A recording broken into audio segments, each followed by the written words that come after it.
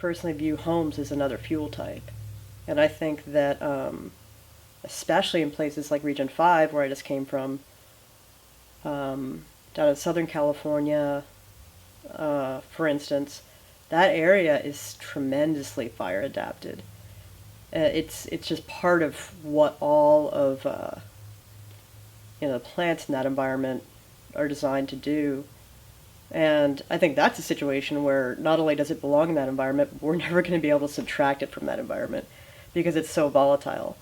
But in other places, like the Gila, for instance, and the Whitewater Baldy, for instance, there were these areas that had, fire had been suppressed there for so long before they kind of got more lenient about suppression, which has happened recently.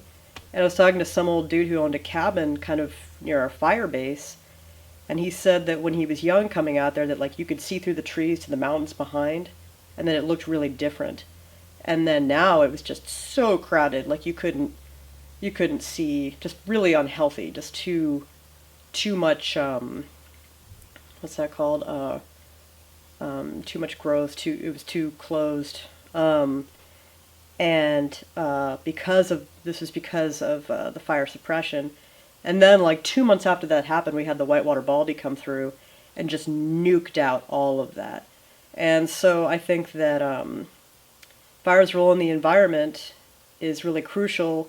And I also think that years of fire suppression is causing a lot of really extreme fire behavior, and it's making fire way more destructive than it would be had a natural burn cycle been allowed to occur.